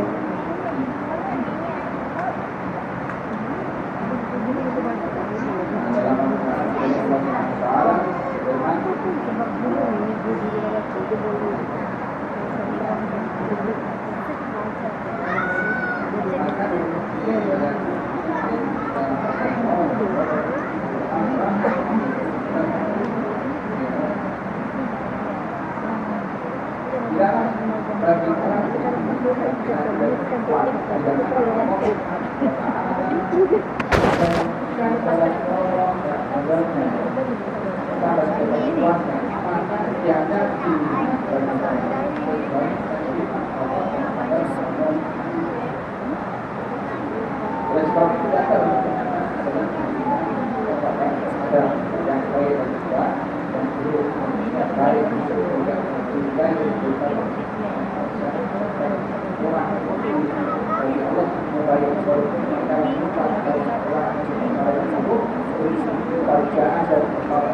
yang disifat dari kepada Allah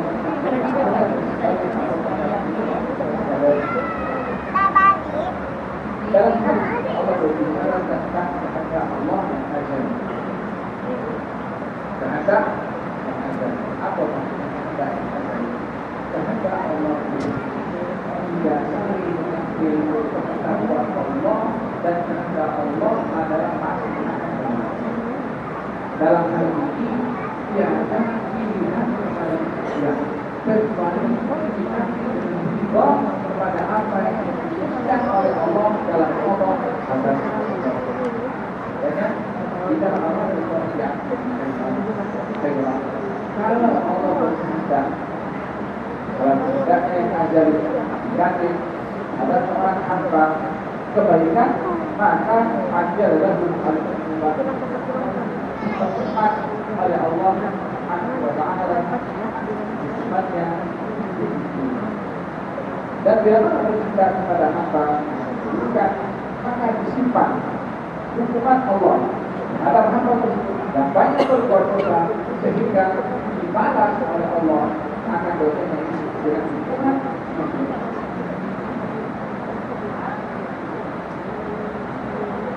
Allah berbicara tentang bukanlah yang dialami oleh seseorang ada Allah menghendaki kehendak yang baik kepada seseorang, bukanlah kita. Tidaklah kita merasa Allah tidak dapat benarkan kata-kata sejarah Sayyidina Umar bin Khattab yang mengatakan, saya kalau sudah oleh Allah, saya akan anggap saat nikmat dari Allah kepada saya walaupun dia benar. Tidak mudah orang memandang nikmat pada dugaan. Yang selalu orang akan memandang kepada dugaan. Kita akan sabar, tapi bagi senapal bila mana juga bersyukur. Bila mana dibuka, selalu bersyukur itu untuk apa? Untuk iman. Sabar itu untuk apa? Untuk dugaan.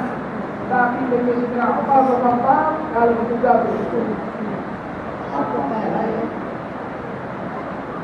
Maka kita nak katakan kalau aku sudah Allah dengan dugaan aku sudah kepada apa aspek. Kalau tak kepada apa aspek itu aku tak bisa. Pertama, kalau yang juga bukan akidah. Apa itu nanti yakin? Apa tidak dugaan? Maka itu akidah. Yang kedua bila mana ada sifat yang lebih besar. Sifat lebih besar. Membandingkan sifat yang lebih besar. Bukan ada. Kalau ada, alhamdulillah kepada berat. Yang ketiga, kalau kita dengan dugaan Allah Subhanahu wa Ta'ala memberikan sabar. Aku akan juga. disebabkan oleh karena lupa terhadap perbedaan secara murka terhadap perbedaan maka akan musibah dan yang keempat kalau aku tidak diharapkan dapatkan jangan tidak sabar dan lupa terhadap musibah aku akan disebabkan oleh karena juga dan tidak ada pahala. Tentunya pahala yang didapatkan lebih berharga berbandingkan kepada musibah yang dikatakan bagi Rasulullah bersabda di hari kiamat nanti, orang yang diberi sehat di dunia tidak akan ganjaran orang yang juga dengan sakit di dunia. Dia terkini sakit di dunia seakan-akan disunting dari tubuh badan untuk mendapatkan ganjaran yang disimpan oleh Allah kepada orang yang sabar ketika sakit di dunia. Yang sehat kita sakit di dunia, tapi Anda yang bilang ini kiasan bagaimana orang kalau sabar dengan dugaan dunia ganjarannya di akhirat nanti. Orang yang sehat di dunia ketika tengok ganjaran orang yang sakit diganjar oleh Allah di akhirat, dia tidak sakit. Maksudnya besarnya ganjaran yang diberikan oleh Allah Subhanahu wa taala kepada orang yang sabar. Ini bukan orang sakit yang ridha dan sabar. Ada pun orang sakit yang berhenti atau orang sakit yang dia protes, yang dia komplain. Kenapa bukan dia? Kalau sudah komplain macam itu, dia dah tak dapat ganjaran, tak dapat kedudukan, sakit pun dapat. Ada dalam hadis dikatakan yang riba dapat riba, yang murka tak riba, dia dapat murkanya sendiri, sakitnya tetap sakit. Ingat tidak ada pilihan bagi orang yang juga kecuali riba. Karena kalau dia tidak riba, sakitnya tetap, pahalanya tak dapat. Di dua kali sudah sakit, tak dapat ganjaran di iman kalau diasah. Dia nampak berkilau. Dia nampak kilauan iman bila mana berhadapan dengan tes, dengan dugaan. Karena soal itu buat yang berhadapan orang baik. Karena orang akan dibiarkan untuk mengatakan tadi kan, tadi kita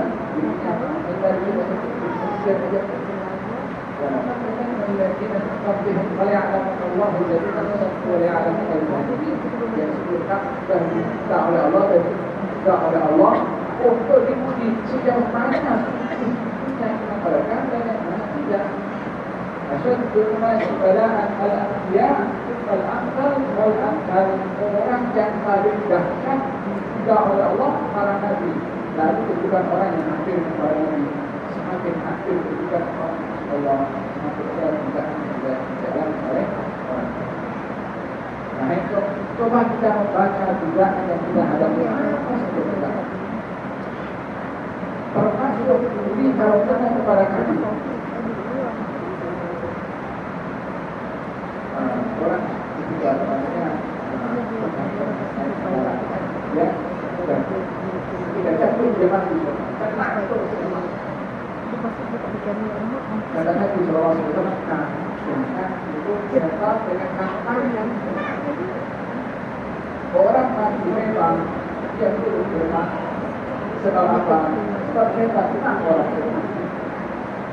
dia pun terlihat di oleh Allah Subhanahu wa taala. Kematian kepada siapa akan tambahkan kata bagi Rasulullah melarang kepada orang yang jatuh musibah ketika dia mati musibah tapi diberikan untuk Allah Subhanahu wa taala bila kita hasil ahad membicarakan tentang ketentuan qada dan qadarnya Allah Subhanahu wa taala kepada seseorang bila mana diduga seseorang itu dengan dugaan maka baginya riba dan murka. Kalau riba maka dapat fadilah daripada riba itu sendiri, dan kalau murka tak dapat apa-apa ganjaran tapi tetap dugaan kepada Tapi kalau bersabda nanti waktu jaza balasan itu akan lebih besar bergantung kepada besar kita. Ada yang besar, hilang maka ganjaran itu juga ada.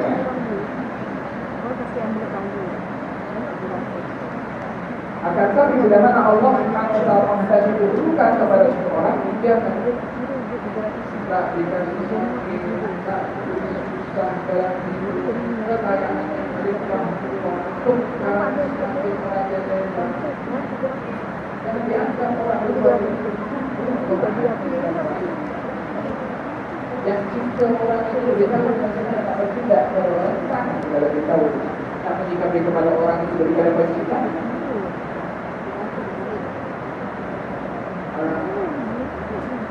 Tidak ada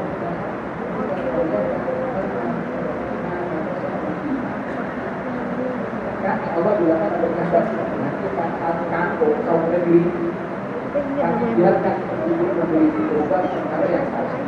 Ya Allah biarkan. Gaya berwarna kata Allah dari kita berpindah apa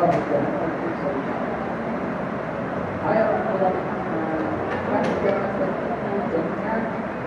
dan itu orang-orang yang kepada Allah Subhanahu wa taala berbuat apa saja mereka suka daripada maksiat daripada apa saja mereka buat.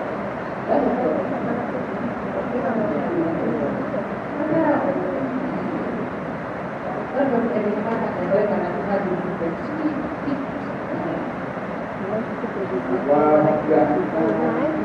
tapi selepas itu orang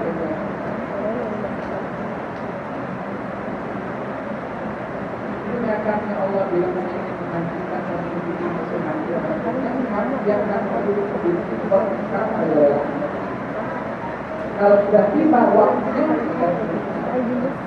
akan dihancurkan oleh Allah yang berlaku kepada seorang sekali apakah hubungan hati mau dalam hidup dengan apa namanya yang kau kemudian bawa dengan orang dengan setiap bangun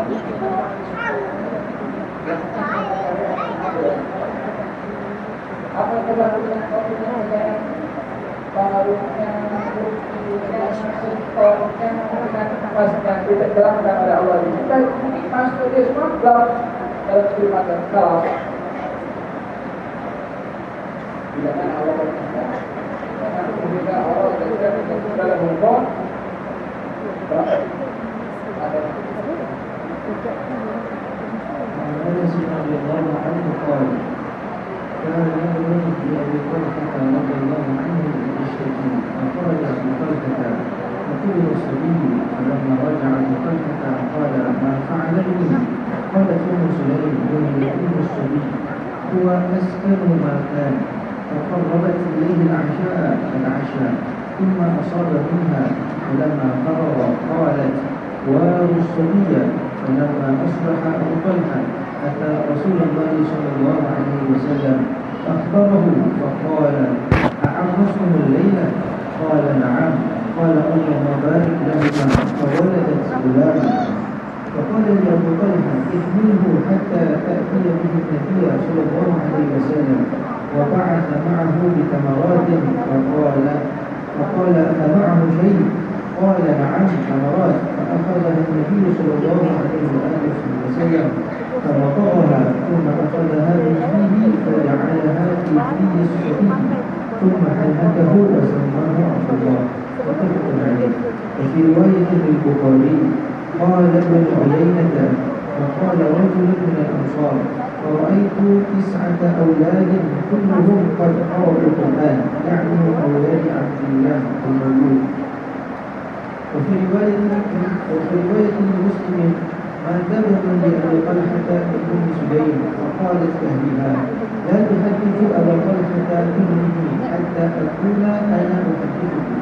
فجاء فقربت إليه عشاء فأكل وشرب ثم تصنعت له أحسن ما كانت تصنع قبل ذلك فوقع بها فلما أن رأت أنه قد شمع وأصاب منها قالت يا أبا طلحة أرأيت لو أن قوما أعاروا عاريتهم أهل بيت فطلبوا عاريتهم ألهم أن يمنعوه؟ قال لا. فقالت أحتسب ابنك؟ قال فغضب ثم قال تركتني حتى إذا تلقحت ثم أخبرتني بابني؟ فانطلق حتى أتى رسول الله صلى الله عليه وآله وسلم فأخبره بما كان. فقال رسول الله صلى الله عليه وآله وسلم بارك الله في ليلتها. قال فحملت. قال وكان رسول الله صلى الله عليه وسلم في سفر وهي معه. وكان رسول الله صلى الله عليه وسلم إذا أتى المدينة من سفر لا يتركها خروقا فدنوا من المدينة فضربها المخاض فاحترس عليها أبو طلحة. وانطلق رسول الله صلى الله عليه وسلم. قال يقول أبو طلحة إنك لتعلم يا ربي أنه يوجعني أن أخرج مع رسول الله صلى الله عليه وسلم إذا خرج وأدخل معه إذا دخل وقد احتسبت بما ترى. تقول أم سليم يا أبا طلحة ما أجد الذي كنت أجد انطلق. فانطلقنا وضربنا المخاض حين قدم وولدت غلاما. فقالت لأمي يا أنس لا يرضعه أحد حتى تغدو به على رسول الله صلى الله عليه وسلم. فلما أصبح احتملته فانطلقت به إلى رسول الله صلى الله عليه وسلم. وذكر تمام الحديث. Dari Anas radhiyallahu anhu berkata, Abu Talha mempunyai seorang putera yang sedang menderita sakit. Abu Talha keluar pergi menghadap Rasulullah SAW. Kemudian anaknya itu dicabut rohnya, yakni meninggal dunia. Ketika Abu Talha kembali, waktu itu sedang berpuasa, dia berkata, bagaimanakah keadaan anakku? Ummu Sulaim ibu kepada anak tersebut, isteri kepada Abu Talha menjawab, ia dalam keadaan yang setenang dengannya. Isteri itu lalu menyiapkan makanan malam untuknya. Kemudian Abu Talha pun makan malam. Selanjutnya ia meniduri isterinya. Setelah selesai, Ummu Sulaim berkata, makamkanlah anak itu. Setelah menjelang pagi harinya, Abu Talha mendatangi Rasulullah SAW lalu memberitahukan hal tersebut, yakni kematian anaknya yang mana dia baru menyadarinya setelah selesai tidur bersama isterinya. Kemudian Nabi SAW bersabda, adakah engkau berdua bersatu malam tadi? Abu Talha menjawab, ya. Beliau lalu bersabda pula, ya Allah, berikanlah keberkahan pada kedua orang ini, yakni Abu Talha dan isterinya. Selanjutnya Ummu Sulaim itu melahirkan seorang anak lelaki lagi. Abu Talha lalu berkata, pada aku di sini ialah Anas radhiyallahu anhu yang meriwayatkan hadis ini. Bawalah ia ke tempat Nabi SAW dan kirimkanlah ia beserta beberapa biji buah kurma. Nabi SAW bersabda, adakah bersamanya sesuatu benda? Ia yakni Anas menjawab, ya, ada beberapa biji buah kurma. Nabi SAW mengambil buah kurma itu lalu mengunyahnya, kemudian diambil dari mulutnya untuk dimasukkan ke dalam mulut anak tersebut. Setelah itu dibusukkan di langit-langit mulutnya dan memberikannya nama Abdullah bin Abdullah. Dalam riwayat Bukhari disebutkan demikian, Ibnu Uyainah berkata, kemudian ada seorang dari golongan sahabat Ansar berkata, kami tadi melihat 9 orang anak lelaki yang semuanya dapat membaca Al-Quran dengan baik dan hafal Al-Quran, yaitu semuanya dari anak-anak Abdullah yang dilahirkan hasil peristiwa malam dahulu itu. Dalam riwayat Muslim disebutkan, anak Abu Talha dari Ummu Sulaim meninggal dunia. Lalu isterinya itu berkata kepada seluruh keluarganya, janganlah kamu memberitahu hal kematian anak itu kepada Abu Talha. Kalau kurang hampir sama dengan sebelumnya, berkenaan dengan penunjukan musibah yang menimpa kepada Ummu Sulaim dan suaminya yaitu Abu Talha, di mana tadi yang sebelumnya menceritakan tentang kemudahan harga pasar dari bagian orang. Hati sebelumnya memperbahankan kemudahan tempat ibadah orang ini pada perbuatan. Untuk orang hati menceritakan bagaimana diberikan semua apa. Dalam hadis ini dikatakan tentang perasaan atau sikap apa bila mana ahli keluarga dan keluarga orang yaitu bila mana anak ini adalah depan dari kemudian orang yang dalam sakit orang keluar dan sebagainya. Baik tidak berdampak kepada suatu kesehatan. Wilayah bukan bagaimana keadaan manusia lebih tenang daripada sebelumnya. Katakan tidur dan ada yang daripada sakitnya. Kalau kemudian kita tenang ini adalah sudah inalilah dan inalilah ikhlas yang ada masalah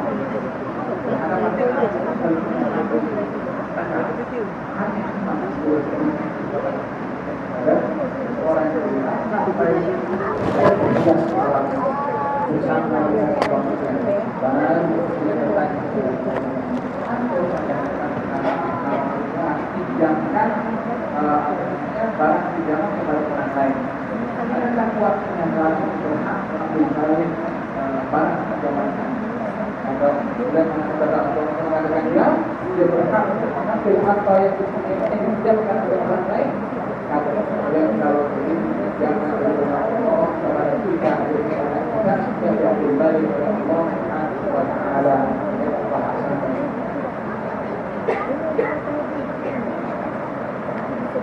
kuasa daripada orang bila mana diizinkan Allah dan Allah adalah Abu Al-Hamar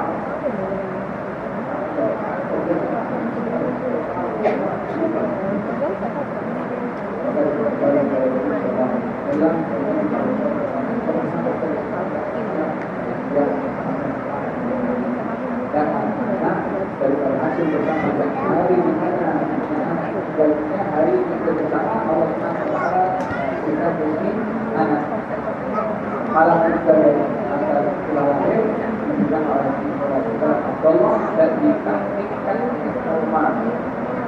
Dua kita dalam tahun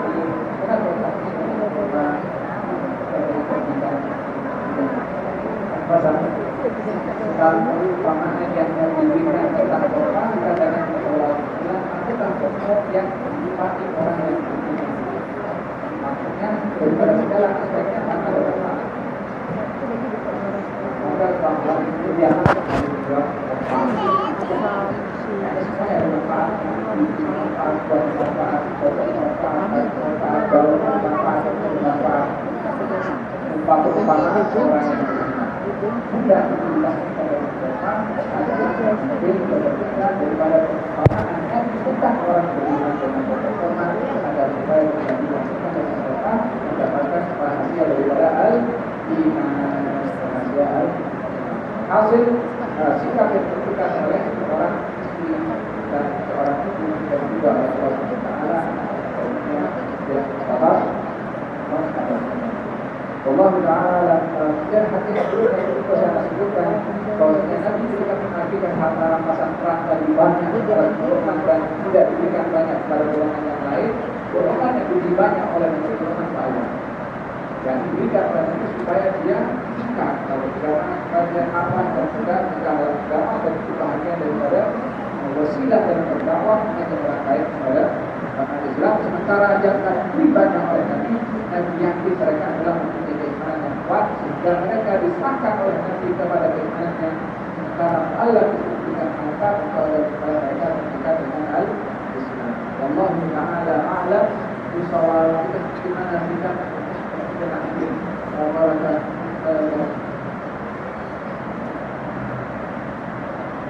ada pepatah mengatakan dan itu dibalik Islam.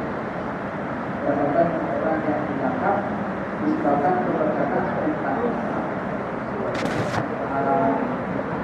Insyaallah apa yang saya mengerjakan sebentar tadi akan menghadiri di sini untuk seperti apa yang disampaikan benar dan kalau itu Allah Subhanahu wa taala kita berdoa kepada